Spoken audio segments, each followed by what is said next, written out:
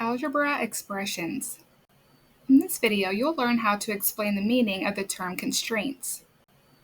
You'll also learn how to use letters and numbers to write expressions representing the quantities in a situation. An expression is a mathematical phrase that includes numbers, variables, and operations, but does not have an equal sign, like 2 plus 3, or 2y minus 1, 4x minus x squared, or x plus y plus z. An equation is a mathematical statement that sets two expressions equal to each other, like 3 equals 3, or x equals 2, 2 plus 2 equals 4, or 4 plus 1 equals x plus y. A constraint is a limitation on the possible or reasonable values that a quantity can have, such as if x represents the number of tickets sold at a game, then x must be greater than or equal to 0, since we can't sell a negative amount of tickets. We can determine which operation to use in a word problem by looking at some key words. Let's start with addition. The key words for this operation are sum, increased by, more than, total, or combined. So if we have an example like the sum of a number and 5, we can write that as n plus 5. Now let's look at subtraction.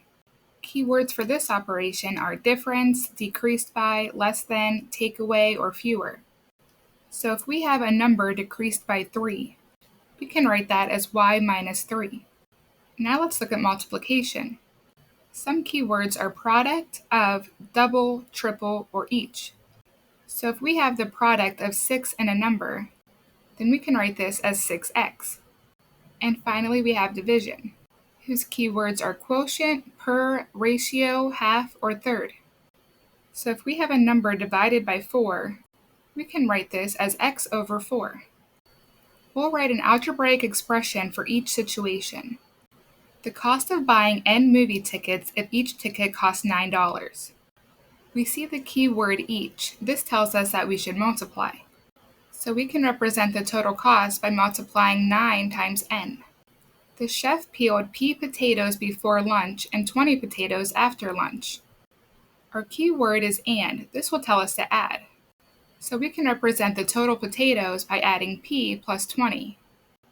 Brian earned $D in all for mowing 3 lawns. How much did he make per lawn? The word per tells us that we should divide. So we can represent this as D divided by 3 to find out how much he made per lawn. Then we have that there are P people in line to buy baseball tickets, and 17 of them are wearing a hat. How many aren't wearing hats? So this one doesn't have a key word, but since we're trying to find a difference, we know that we should subtract. So we can represent this as P minus 17. Now let's look at inequalities. Inequalities have 4 symbols that we'll use. Our first symbol is greater than, and then less than, and then we have greater than or equal to, which shows an equal sign underneath our symbol. And finally, we have less than or equal to. So now let's look a little closer at each symbol and how we'll use them. We'll start with greater than. Keywords that represent this symbol are more than, larger than, exceeds, and above.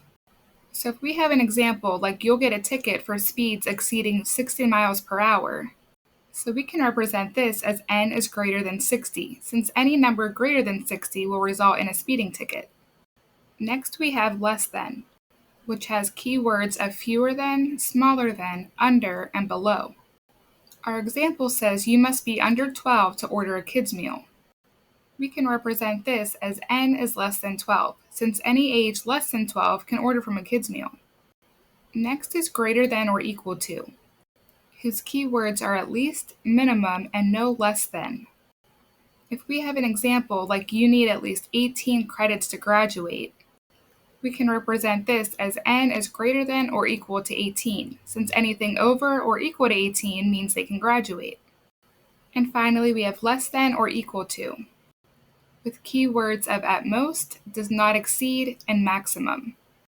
If we know that the maximum value of a gift card is $20, then we can represent the balance as n is less than or equal to 20.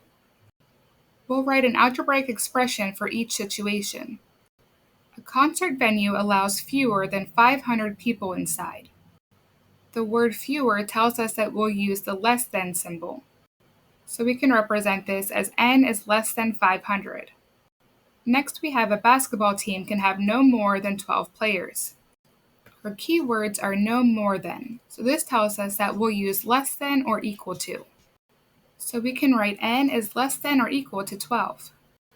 Now we have a person must be at least 18 years old to vote. Our keywords are at least, so this says that we'll use greater than or equal to. We'll write this as n is greater than or equal to 18. And we have that a bicycle must weigh more than 10 pounds. More than tells us that we'll use the greater than symbol. So we can write this as n is greater than 10. Let's summarize what we've learned. An expression is a math statement that does not contain an equal sign. And an equation is a math statement that sets two expressions equal to each other. And a constraint is a limitation on the possible or reasonable values, and we usually use inequalities for these.